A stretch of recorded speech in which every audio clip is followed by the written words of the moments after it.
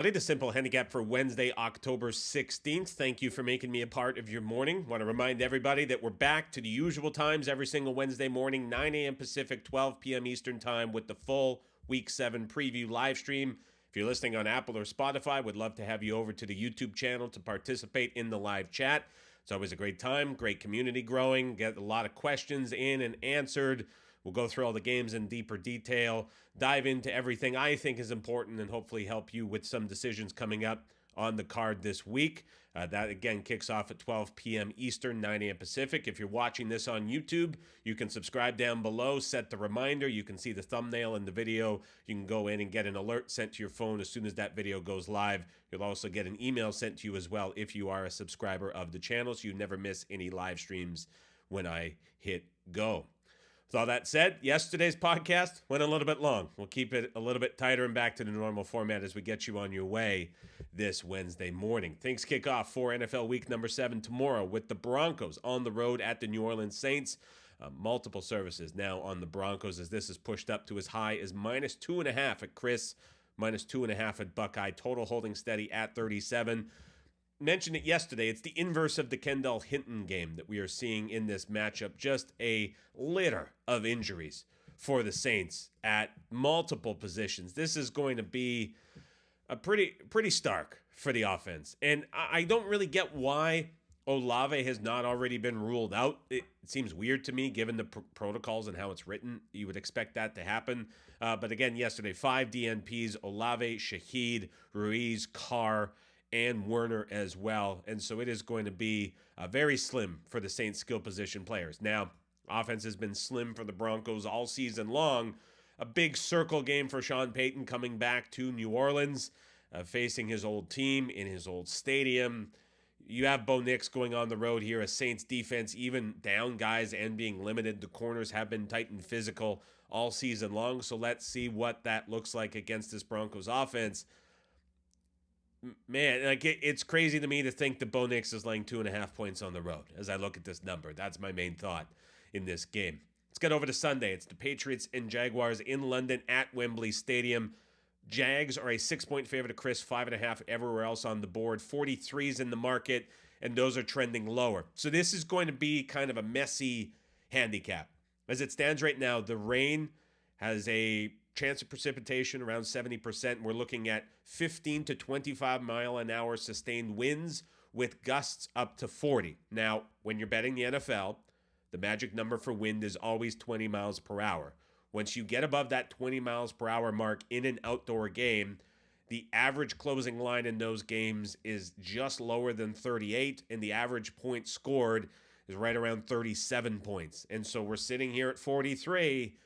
If you get gusts up to 40, very difficult to throw the football, and we just see the market tank in all these scenarios. There's also a question of the field conditions. Now, last year, there was a lot of complaints about the field conditions at Wembley, which forced them to make this new retractable surface, which they will be using for the first time. We've talked about this yesterday and Sunday night as well. There's not a lot of information about the field conditions at all anywhere. There's a couple obscure articles, and so I don't want to oversell it of what it might become. I also don't want to oversell it because the roof at Wembley makes judging the wind impact on the field much different than any outdoor stadium in the United States. That's going to make it very hard to predict too. So there's a big unknown with the weather element in this game. If this was at any stadium in the U.S.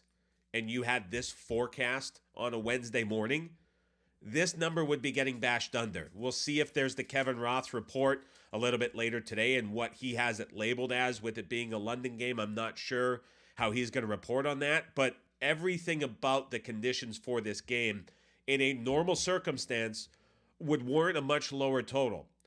With all of that said, the Pats defense is a problem and continues to be called out. The Jags defense is a problem. They play a ton of man coverage.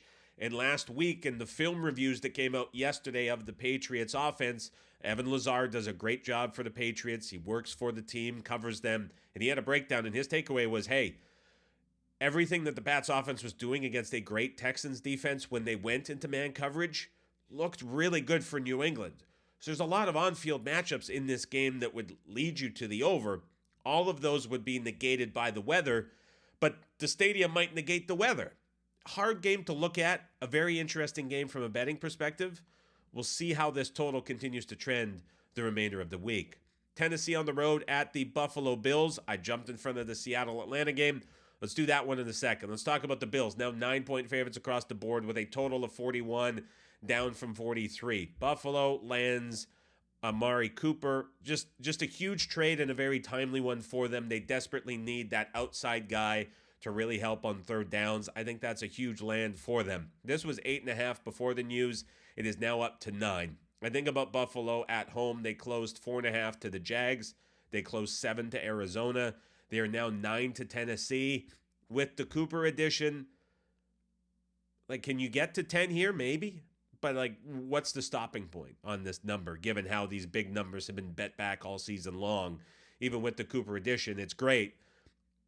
What's the ceiling here for the number? It's certainly a bit of a premium here on the Bills as the Titans continue to struggle. But what are you getting from Will Levis against these outside corners? If they couldn't do anything on offense against the Colts, who have allowed quarterbacks as bad as Levis to do amazing things every week this season, like, what's the chances that Levis goes on the road and finds success against these outside corners for the Bills, even with Buffalo off the short week? That seems like a tall task to be answered by Levis in this spot. So, man, that's a brutal one. And there's a couple games this week as we're now to the point of the season where I would say teams start to kind of teeter on the edge of changing their mentality with the win-loss record, with some of the movement we're seeing with personnel, with some of the internal commentary coming out from teams.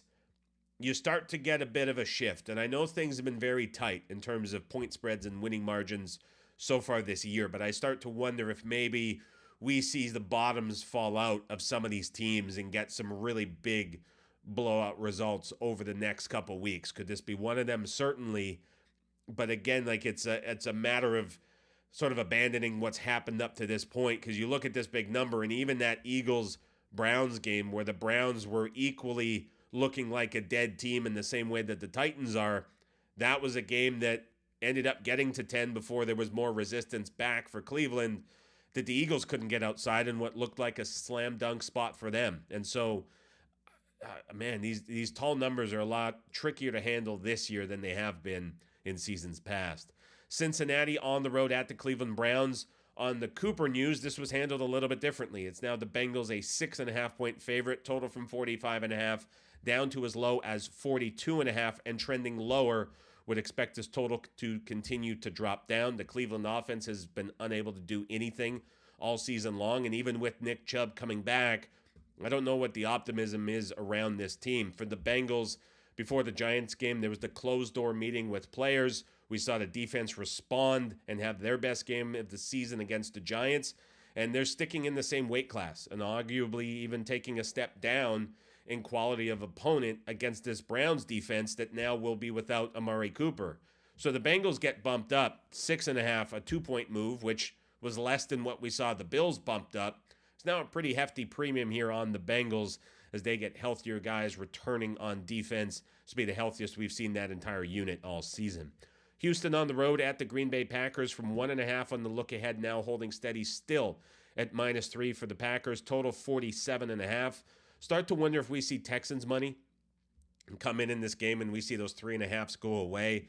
As I'm looking through the Packers' results so far this season, just a lot of noise. We talked about it last week on the preview podcast about how EPA per play and success rate had a big difference between the two. They've been getting wins against weaker opponents, but they've also had to deal with the injury to Jordan Love and starting Malik Willis for a couple weeks. So there's a lot of noise around them. I think Houston's kind of been on a more stable trajectory coming into this spot. This game was right around the pick 'em. I went back and looked at a couple models we've referenced preseason. And so despite how these two teams have got there, could say there's a bit of a premium here put on the Green Bay Packers. And I just wonder, given how things are coming out about the Texans defense and how great it is looking and the trajectory it's going on, and how Stroud all of a sudden now has potentially a pretty decent matchup against this Packers defensive philosophy, where historically it's been a little bit worse against man coverage than zone.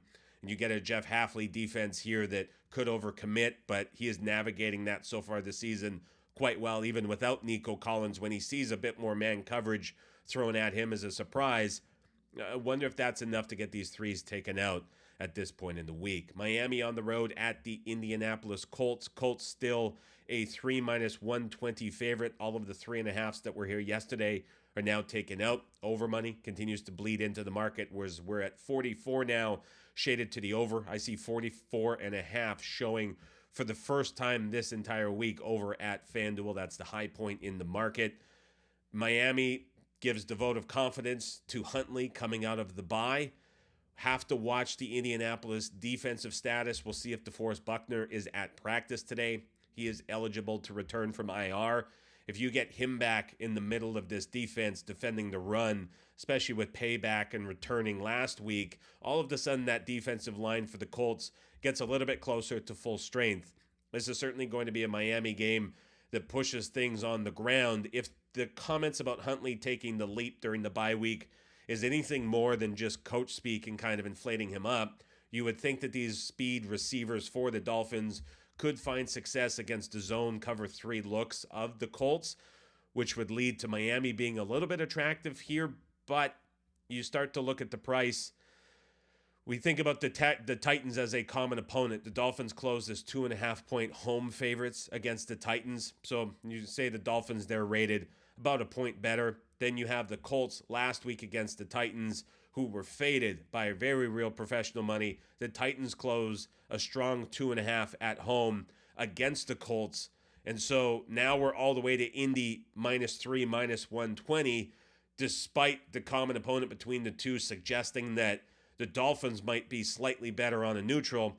A lot of that is the Colts getting back Anthony Richardson.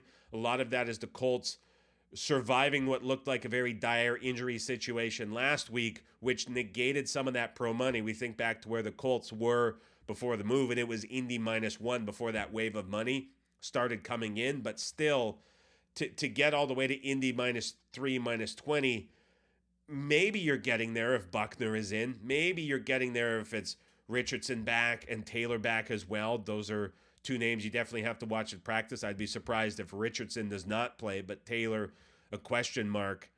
But still, it's certainly a bit of an increased price here on the Colts that the market is disagreeing with so far. Detroit on the road at the Minnesota Vikings. What was under money earlier in the week is now going back because we're seeing 50s pop back up in the market. Have to watch for Aaron Jones today. Have to watch for TJ Hawkinson as well for the Minnesota Vikings coming out of the bye. Both guys were back on the practice field. It wasn't an official practice, but the return from bye, I guess call it outdoor workout. We saw Aaron Jones running around and looking healthy.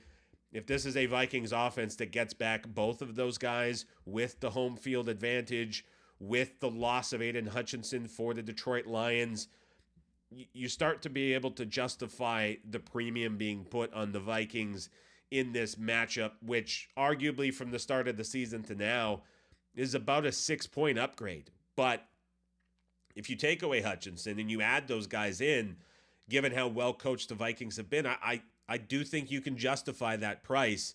So injury report is going to matter a lot here for the Vikings in this spot. It'll have an impact on the side. It will have an impact on the total as well.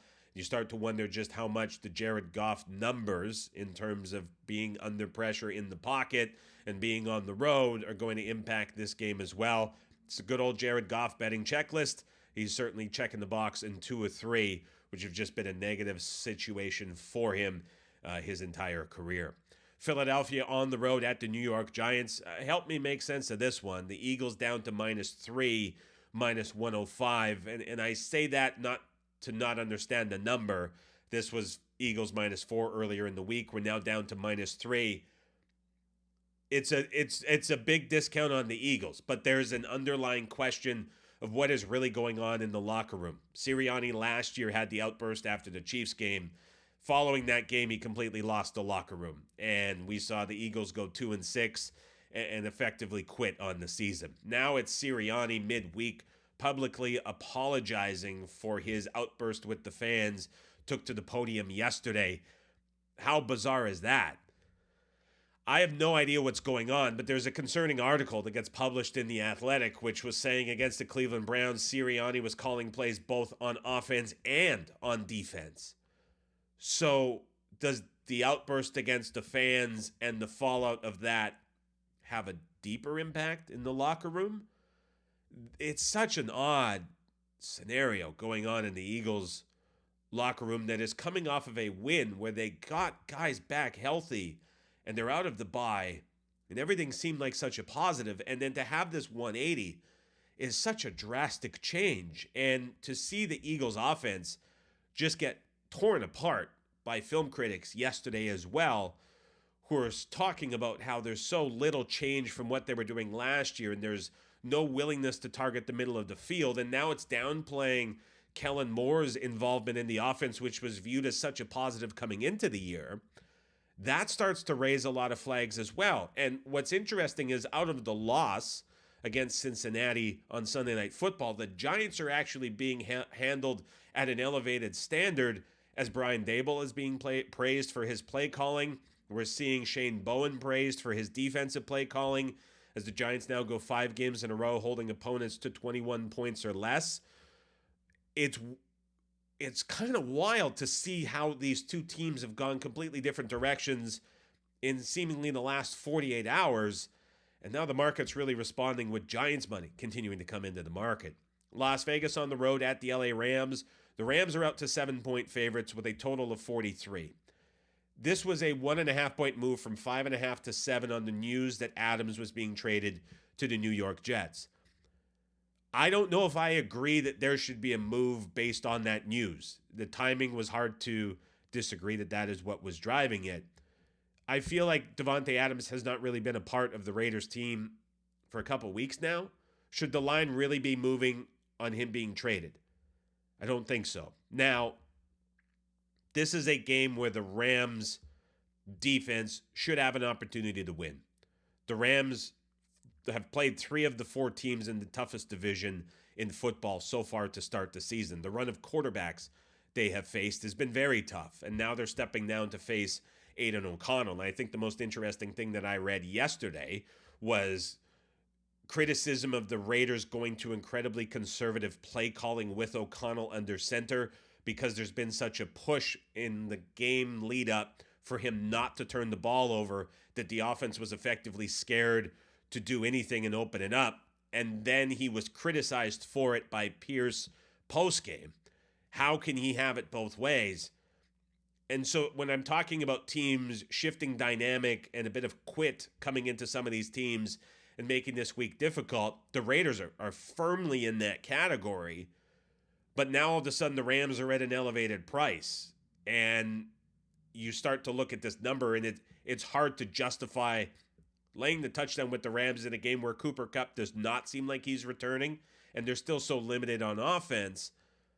You only want to look to the Rams, but now at this number, that comes hard. You start trying to look at ways to take the 7 with the Raiders, which is equally difficult to get to, because just like Cleveland or just like Tennessee, what in the world are you getting out of this offense with the changes? Carolina on the road at the Washington Commanders. Washington still an 8-point favorite across the board with some 7.5 showing. Total from 47.5 up to 51.5. There's 152 at FanDuel showing on the board. That has been the peak price that we have seen for this total, but it has been one-way money on the over. Carolina continues to sign guys to try help the front 7. They have no answers right there, and they're trying to find any personnel that can fill the holes that they have from so many injuries and problems they're trying to overcome. Against this Washington offense, if Brian Robinson is practicing today, it's a good sign that he is going to be out there on Sunday, and I don't think the Panthers have an answer for what the Commanders want to do with their ground game, and it should be another Washington offensive outburst. But with the injury to Allen on the defensive side for the Commanders, and 2 edge rushers potentially out for this game as well, which are worth monitoring in practice as that begins today, you would think that the Panthers have offensive success in this game too. Carolina's offensive line, when they weren't pressured and finally took a bit of a step back in class last week against the Falcons, graded out really high. The run game graded out really high as well. And so Washington defensively is not imposing and ranks among the worst in the league so far this season. But now losing some key guys up front, that should allow Carolina with a pretty stable path on offense. And so the question becomes, how high is too high with the point spread, and what are you willing to do with the total at this number? Kansas City on the road at the San Francisco 49ers. 1.5 is still the number across the board. 47.5 is still the total, but that is shaded under and trending slightly lower. Waiting to see Ricky Pearsall and his status and how he may be integrated into this offense coming off of the unfortunate incident preseason that he suffered. Not a whole lot of updated takes for me on this game. We'll move to Sunday Night Football. It's the Jets on the road at the Pittsburgh Steelers. Jets 1.5 point favorites now this morning with a total of 38. Russell Wilson will start at quarterback for the Steelers, and I find that peculiar. I say that because the Steelers will be missing their top two centers. They'll be going to a third-string center in this game. What I find odd is yesterday Mike Tomlin talked down the mobility of Russell Wilson in the pocket compared to Justin Fields. The Jets' best pass rush options come from the interior of the defensive line. If the Steelers have a weakness at center, and now they don't have a quarterback with mobility, even though they have a very good one who's looked very well all season, like, why switch now? Why is this the identity shift game for the Steelers offense? I don't know. I don't understand that. And if you're thinking about Russell Wilson and his deficiencies his entire career, it's been targeting the middle of the field. When you think about the weakness of the Steelers, it's been consistent outside play. If you think about the strength of the Saints defense, it's great athletic corners on the outside. This seems like such a Justin Fields game for the Steelers, but they elect to make the change. So it is what it is going forward. I can't see this change as a positive in this matchup for the Steelers. Now, the Jets pull off the trade, finally. They get Devontae Adams in. He is going to start. He is going to play. The hamstring injury, it's healed. He's good to go. In this game, there's a big question, I think, about like how did the Jets find offensive success? The run game that they've struggled with all season probably is not going to be there. So it's going to have to be a quick passing game from Rodgers to play around the pressure that the Steelers provide. And maybe that's Breece Hall screens. Maybe it's Wilson and now Adams quick passing. That maybe it all clicks. But again, like it seems like a tough matchup for the Jets. So it's a very short total in this game, and perhaps rightfully so. But that's Steelers' decision. Boy, it just seems like a weird week to make the shift. Baltimore on the road at the Tampa Bay Buccaneers. Ravens still 3.5 point favorites across the board with a total of 48. And then the doubleheader, game number 2 on Monday Night Football. It's the Chargers on the road at Arizona. LA still a 2.5 point favorite. I don't get the impression we're going to see threes here. I think if we get close to it, it's going to be taken out. The Marvin Harrison news we won't get today. We'll see if he's back at practice and progressing through the protocol tomorrow. Total in this game is up to 44 and shaded higher. Fully agree with that as we had the release earlier in the week on the over. And don't know if there's a lot more room for this to continue to climb, but fully agree with the line movement so far to date. We'll definitely talk about this game more on the live stream preview today at 12 p.m. Eastern Time, 9 a.m. Pacific. Hope to see you on the YouTube channel as we go live for week number 7. Have a fantastic Wednesday, everybody. We'll chat to you on the live stream podcast. If you can't make it, we'll see you back here on the podcast feed bright and early tomorrow morning.